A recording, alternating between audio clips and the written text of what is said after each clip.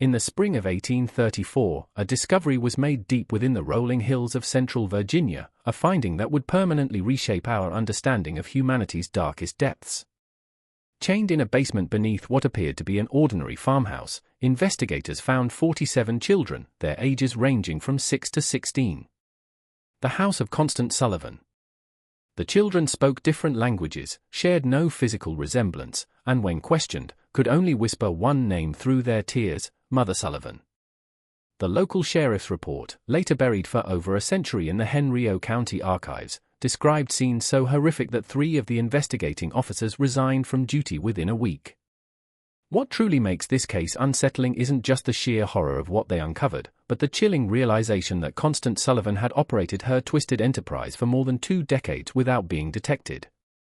While the children referred to her as Mother, the truth behind that title would prove to be far more sinister than anyone could have possibly imagined. A call to the brave. Before we continue with the story of the Sullivan family and their unspeakable secrets, I have an important question for you. This channel is not for everyone, it's reserved only for the bravest souls who dare to confront the darkest chapters of American history. If you've continued watching this far, you're not like most people. You understand that some truths, no matter how disturbing, are too horrifying to ignore. So go ahead and hit that subscribe button to join our community of true mystery seekers. And tell me in the comments, what state are you listening from? Are you brave enough to hear stories like this from your own backyard? The unseen operation. The question that perplexed investigators then, and continues to haunt historians today, is how a massive operation like this could have gone undetected for so long in a close-knit rural community. In 1834, Virginia was a land caught between 2 worlds, with the old plantation system still dominating the social landscape even as whispers of industrial change drifted down from the north. The small farming community of Millbrook, a cluster of maybe 50 families spread across the gentle slopes of Henry County, was a typical American rural settlement of the era. Most residents farmed corn or tobacco, socialized at the one-room schoolhouse, which doubled as a meeting hall, and traded at Henderson's general store. The Sullivan Farm's facade. The Sullivan property sat on the outskirts of this community. It was a modest 2-story wooden farmhouse surrounded by nearly 200 acres of prime agricultural land. To a traveler on the dusty road connecting Millbrook to Richmond, the Sullivan Farm appeared entirely unremarkable. The house itself, built in the popular Federal style of the 1810s, featured a wraparound porch and white-painted clapboard siding, typical of Virginia architecture. Completing the typical farmstead layout were a red barn 60 yards behind the house, a smokehouse, and a chicken coop. However, what made the Sullivan property unique wasn't visible from the road. Ezra Sullivan, who purchased the land in 1809 using money inherited from his father's tobacco fortune, had spent considerable effort expanding the house's basement.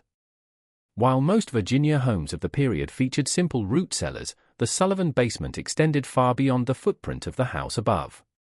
Local craftsmen recalled being hired for various excavation projects throughout the 1810s and 1820s, though none ever saw the work completed. Ezra paid well and in cash, requesting only that workers focus on their assigned sections rather than the overall project. Constance deception. Constance Sullivan, Ezra's wife, arrived in Millbrook in 1811 as a bride of 22. Neighbors remembered her as a handsome woman with an unusually soft voice and dark hair. She maintained a reputation for charitable works, attended Methodist church services when health allowed, and dressed simply but neatly. When asked about contributing to community causes, Constance would inevitably explain that she and Ezra were already caring for several orphan children from her family back in Pennsylvania.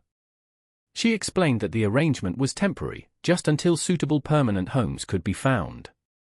This explanation satisfied the community's curiosity about occasional glimpses of children around the Sullivan property. Mrs. Henderson at the general store would sometimes see a young face peering from the Sullivan wagon when Constance came to town for supplies. The children never spoke, but Constance would explain that they were shy, traumatized by the loss of their parents, and needed time to adjust to their new circumstances. Given the high mortality rates and the tragedy of orphan children in that era, the community accepted these explanations without question. Unusual habits and puzzling purchases. Thomas Henderson, who ran the general store, later recalled that Constance Sullivan was one of his most reliable customers. Every 2 weeks, she would arrive with a detailed list and enough cash to purchase substantial quantities of basic foodstuffs, molasses, flour, salt pork, cornmeal, and other staples. The quantity seemed large for a childless couple, but when Thomas mentioned this, Constance would remind him about the orphan children. She also purchased unusual amounts of basic medicines, explaining that children from poor circumstances often arrived with various ailments requiring treatment. The Sullivan farm operated on a schedule that puzzled some neighbors. While most farming families rose with the sun and worked until dusk, activity at the Sullivan property often continued well into the evening. The sound of hammering or construction work sometimes echoed across the fields during the night, and lights could be seen in the farmhouse windows at unusual hours. When asked about these activities, Ezra would explain that he was making improvements to accommodate the growing number of children in their care. Dr. Marcus Whitfield, the traveling physician who served the Millbrook area, remembered being called to the Sullivan farm on several occasions during the 1820s and early 1830s. Each time he was told that one of the orphan children had fallen ill and needed medical attention. However, Dr. Whitfield was never permitted to examine the children directly. Instead, Constance would describe the symptoms and request specific medications. When the doctor insisted on seeing his patients, Constance would explain that the children were too frightened of strangers, too traumatized by their experiences to allow examination by unfamiliar men. The deception was so complete that even the local pastor, Reverend Samuel Matthews, believed in the Sullivan family's charitable work. During his occasional visits to the farm, Reverend Matthews would praise Constance and Ezra for their Christian compassion in caring for so many unfortunate children. He offered to help find permanent homes for the orphans, but Constance would always explain that she was already in correspondence with relatives in Pennsylvania who would eventually take the children. The process, she assured him, simply required careful arrangement and patience. The horrific truth. What none of the community members realized was that Constance Sullivan had been perfecting her deception for over 2 decades. The orphan children were not temporary residents awaiting placement with loving families. They were prisoners, kidnapped, purchased, or lured from their families across multiple states, held in conditions that would make hardened criminals weep with horror. The discovery that would expose the Sullivan family's horrific secrets began with a series of seemingly unrelated incidents in the early months of 1834. The cold and the witness. February had been unusually harsh, with temperatures dropping well below freezing for weeks at a time. The bitter cold that gripped Virginia that winter would prove to be both a blessing and a curse for the 47 children trapped beneath the Sullivan farmhouse. On February 23, 1834, a traveling merchant named Jacob Stern was making his way from Richmond to Charlottesville when a violent snowstorm forced him to seek shelter. The Sullivan farm, being the closest building visible from the road, seemed a natural choice for emergency accommodation. Despite his obvious reluctance, Ezra Sullivan could hardly refuse hospitality to a stranded traveler during such dangerous weather. Stern later described the evening as uncomfortably tense. Constance Sullivan served a simple meal of salt pork and cornbread, but conversation was awkward and stilted. The Sullivans seemed nervous, constantly starting at every sound and exchanging glances. When Stern asked about the children he had been told lived on the farm, Constance explained that they were all sleeping and mustn't be disturbed. The children, she said, had been ill with fever and needed their rest. What disturbed Stern most was the sound. Throughout the night, as he lay on a makeshift bed in the Sullivan parlor, he could hear what sounded like muffled crying coming from beneath the floor. When he mentioned this to Ezra the next morning, Sullivan claimed it was probably just wind whistling through gaps in the foundation. The sound, he insisted, was common in old houses, especially during cold weather. Stern accepted this explanation, but something about the Sullivans' manner continued to trouble him. The missing girl. The second incident occurred 3 weeks later on March 15. Mary Catherine Flynn, a young Irish immigrant traveling with her family to seek work in the tobacco fields around Richmond, became separated from their group during a river crossing. Exhausted and frightened, she made her way to the Sullivan farm. As darkness fell, Constance Sullivan took her in, offering shelter and food for the night. Mary Catherine was never seen alive again. When her family reported her missing to the sheriff in Richmond, they described their last known location and the direction Mary Catherine had been heading. A search party was organized, but the vast expanses of Virginia wilderness made finding a single missing person nearly impossible. The search was called off after a week, and Mary Catherine Flynn was presumed to have died of exposure or been killed by wild animals. The terrifying screams. The final incident that would lead to the discovery occurred on April 2, 1834. A local farmer named William Hutchinson was hunting rabbits in the woods that bordered the Sullivan property when he heard something that stopped him cold. From somewhere near the Sullivan farmhouse came the sound of children screaming. Not the ordinary cries of youngsters at play, but raw, desperate shrieks of pure terror. Hutchinson crept closer to investigate, hiding behind a stand of oak trees about 50 yards from the Sullivan house. For nearly an hour, he watched and listened. The screaming continued intermittently, always seeming to come from beneath the house rather than from inside it. At one point, he saw Ezra Sullivan emerge from what appeared to be a cellar door on the side of the house. Sullivan looked around nervously, then disappeared back underground. When Hutchinson reported what he had witnessed to his neighbors, opinions were divided. Some suggested that the orphan children might be more troubled than the Sullivans had indicated, perhaps requiring medical treatment or discipline that could be distressing. Others, however, began to remember odd details that hadn't seemed important before: the strange sounds neighbors occasionally heard at night, the unusual amounts of food Constance Sullivan purchased, and the fact that none of the supposed orphans had ever been seen at community gatherings or in town. The investigation begins. Sheriff Benjamin Crawford, a veteran lawman who had served Henry County for over 15 years, initially dismissed the concerns as neighborhood gossip. However, when William Hutchinson approached him directly and insisted on filing a formal complaint, Crawford agreed to investigate.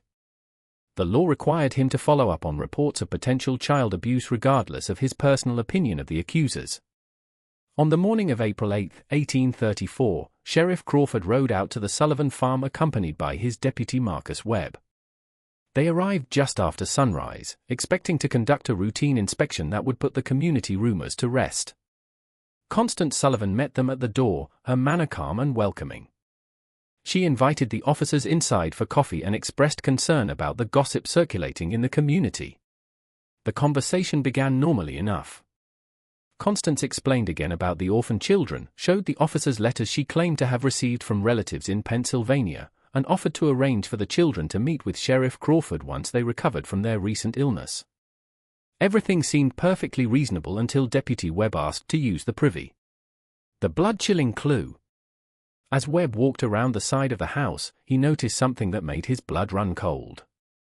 The cellar door that William Hutchinson had seen Ezra Sullivan using was secured with 3 separate padlocks. Heavy chains wrapped around the door handles, and the wood around the lock showed signs of desperate clawing, as if someone had tried to scratch their way out from the inside. When Webb returned to the house and quietly informed Sheriff Crawford about what he had observed, both men knew they were dealing with something far more serious than community gossip. Crawford politely asked Constance to show them the cellar, explaining that a thorough inspection would help put the rumors to rest. The change in Constance Sullivan's demeanor was immediate and chilling. Her face went pale, her hands began to tremble, and she started stammering about how the cellar was dangerous, how the children weren't allowed down there, and how there was nothing to see but old farm equipment and storage. That was when they heard it. From somewhere beneath their feet came the sound of children crying, followed by a weak voice calling for help. The sound was muffled but unmistakable, and it was coming from directly below the kitchen where they stood. The horror unveiled. The immediate aftermath of that first discovery would haunt Sheriff Crawford for the rest of his life. When he and Deputy Webb forced open the cellar door, the stench that rose from the darkness below was overwhelming, a mixture of human waste, unwashed bodies, and something else that Crawford later described as the smell of despair itself. The basement that Ezra Sullivan had spent over 2 decades constructing was a masterpiece of calculated cruelty. The main chamber, extending far beyond the footprint of the house above, stretched into the earth like an underground warren. Stone walls, carefully mortared and designed to muffle sound, created a series of interconnected rooms. The largest chamber, directly beneath the kitchen, housed most of the children. They were chained to iron rings embedded in the stone walls, each child secured by shackles around their ankles. The chains allowed movement within a small area but prevented any possibility of escape. The children, ranging in age from approximately 6 to 16 years old, were emaciated, their clothes reduced to rags, and their bodies bore the marks of prolonged neglect and abuse. Many showed signs of illness, skin conditions, respiratory problems, and fever that came from living in the damp, unventilated underground space. What struck both officers most forcefully was the silence. After the initial cries for help, the children said nothing. They simply stared at the newcomers with eyes that held no hope, no expectation of rescue. Deputy Webb, a father of 4, had to leave the basement twice to vomit. Sheriff Crawford, despite his years of law enforcement experience, found himself unable to process the full scope of what he was seeing. The methodical nature of the imprisonment, the evidence of long-term planning, the sheer number of victims, it was beyond anything in his imagination or experience. The system of control. In the smaller chambers, Crawford and Webb found evidence of the Sullivan system of control. One room contained restraining devices and stocks for punishment. Another held what appeared to be a primitive medical area where the children were treated for injuries and illnesses, not out of compassion, but simply to keep them alive and functional. A third room contained detailed records that would prove crucial to the investigation, dates of arrival, names, ages, and notes about each child's condition and behavior. The records revealed the scope of the Sullivan operation. Children had been arriving at the farm regularly since 1812, shortly after Constance Sullivan came to Millbrook. The sources varied, some were orphans purchased from overwhelmed poor houses, others were runaways lured by promises of food and shelter, and still others appeared to have been simply kidnapped from their families. The records showed that more than 90 children had passed through the Sullivan basement over the years. The final horror. The obvious question, what had happened to the others, was answered in the most horrifying way possible. In a separate chamber, reached through a narrow passage that required crawling, Crawford and Webb found the remains of at least 36 children.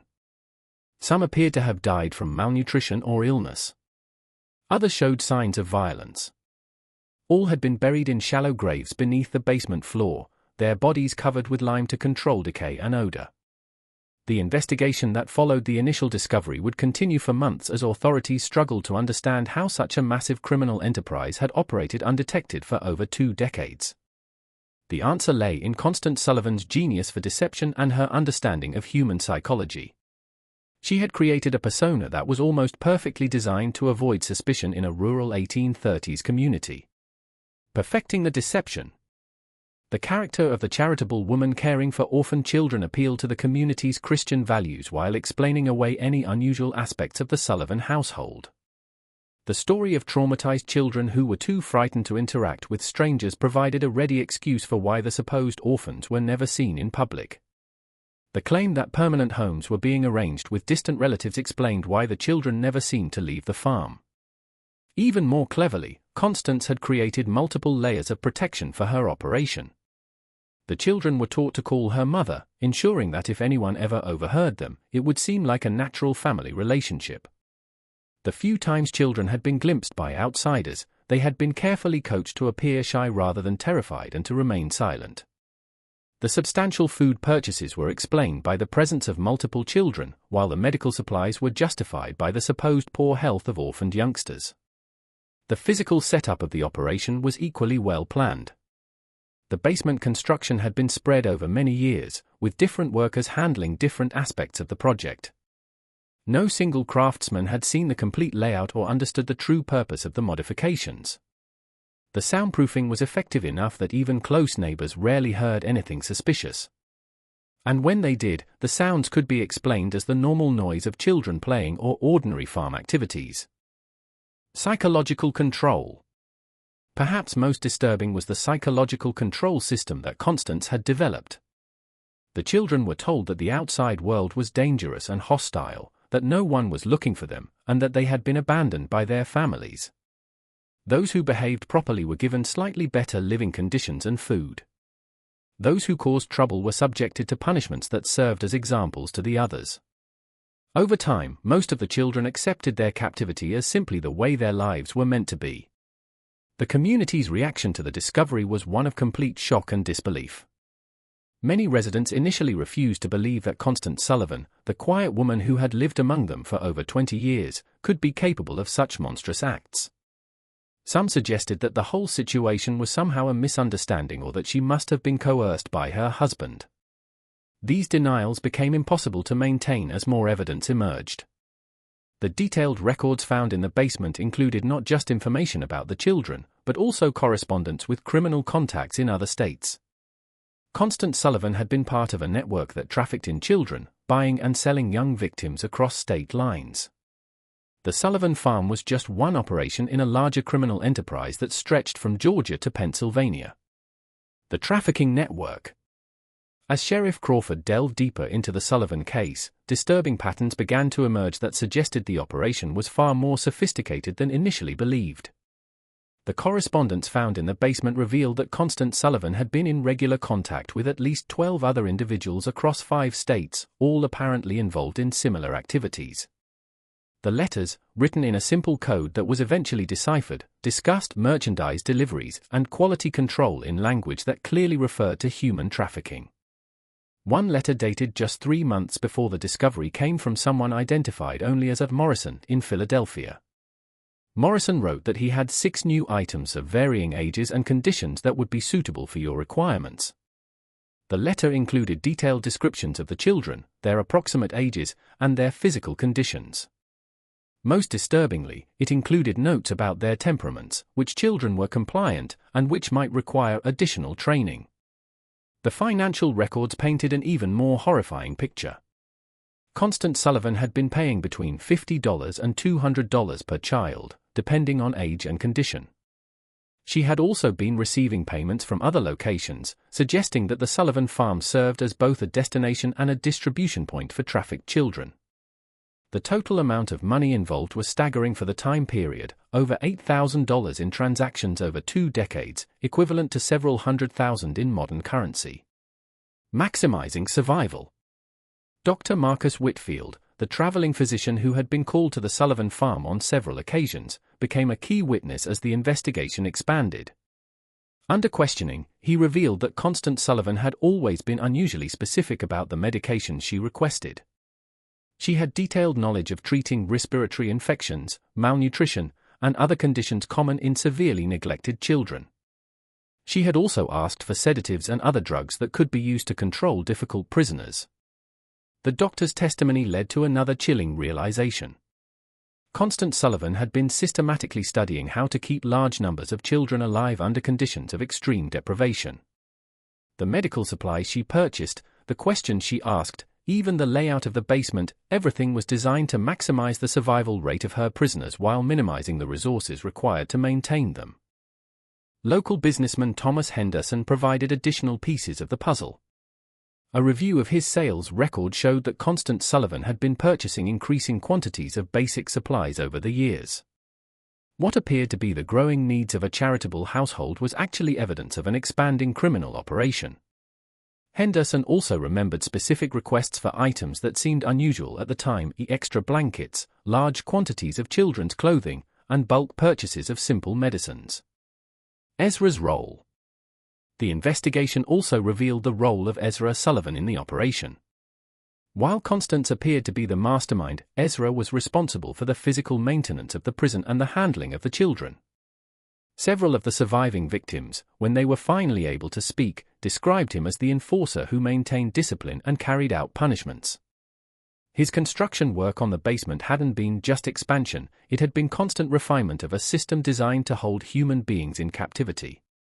The most disturbing revelation came from analyzing the records of children who had disappeared from the Sullivan farm over the years.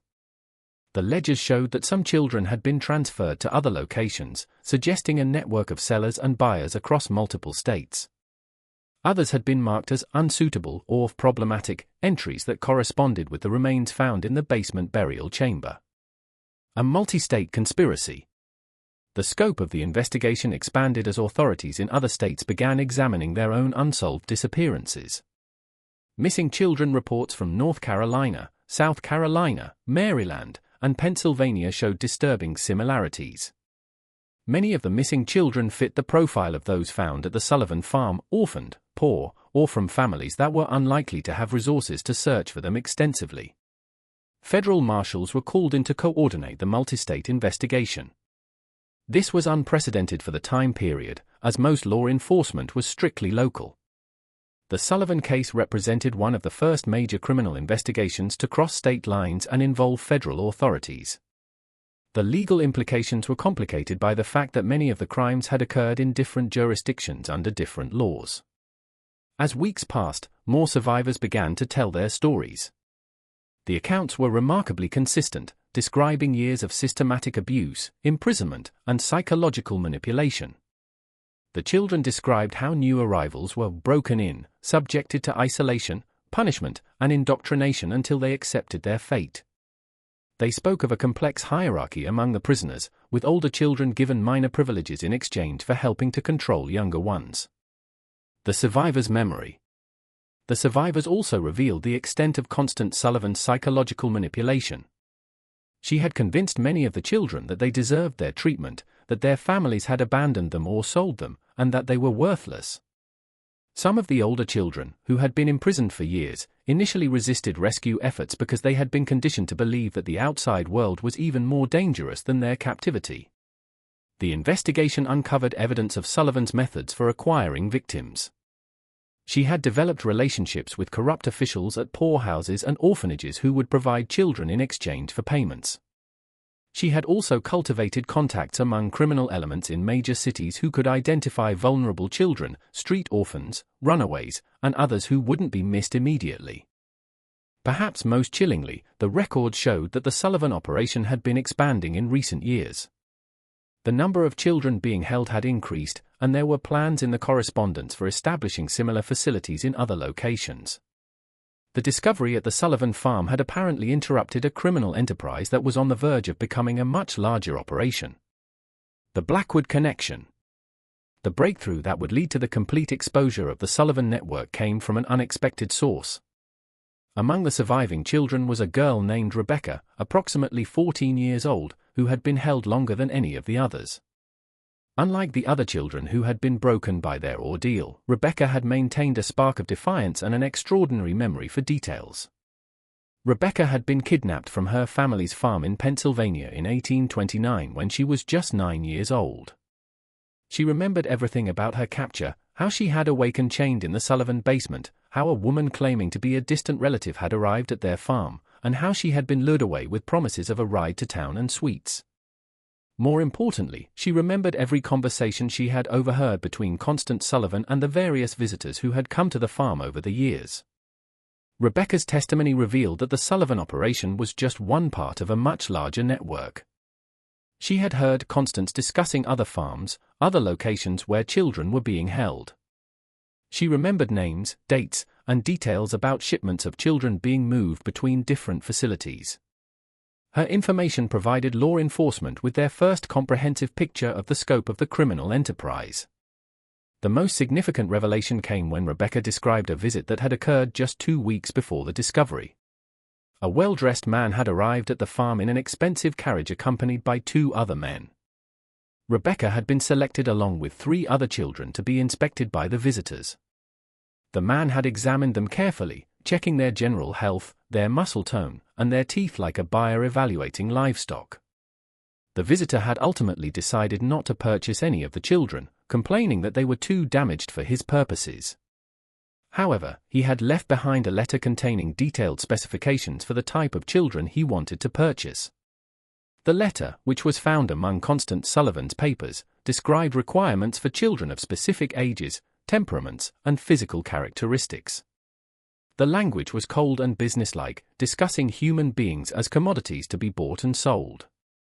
The letter was signed H. Blackwood and included a return address in Charleston, South Carolina. The darkest purpose. When authorities investigated, they discovered that Henry Blackwood was a wealthy plantation owner who had been purchasing children for years, ostensibly as household servants. However, the investigation would reveal that his purposes were even more sinister than the Sullivan operation. The Blackwood connection opened up an entirely new dimension of the case. Southern plantation owners, it appeared, had been using the child trafficking network to acquire workers who would be completely under their control. Unlike enslaved people, whose disappearance might be noticed and who had some legal protections, trafficked children could be worked to death with no legal consequences. They had no legal status to protect them, no families to search for them, and no hope of escape. The investigation of the Blackwood connection revealed that several other prominent Southern families had been involved in similar purchases. The children were being used not just as laborers, but as subjects for medical experiments, as targets for violent entertainment, and for purposes that the investigators found too disturbing to document fully in their official reports. Intimidation and resistance. As the scope of the criminal network became clear, the investigation faced increasing resistance from powerful interests. Several of the families involved in purchasing children had substantial resources and significant political connections to protect themselves. Threats began to be made against the surviving children, witnesses, and investigators. Sheriff Crawford received anonymous letters warning him to drop the investigation. Deputy Webb was attacked by unknown assailants while walking home from work. Dr. Whitfield found his medical practice suddenly boycotted by several prominent patients. The pressure was clearly designed to intimidate law enforcement and prevent the full extent of the network from being exposed. The situation became even more dangerous when one of the surviving children, a boy named Timothy, who had been providing crucial testimony, disappeared from the temporary shelter where he was being housed. A search was conducted, but Timothy,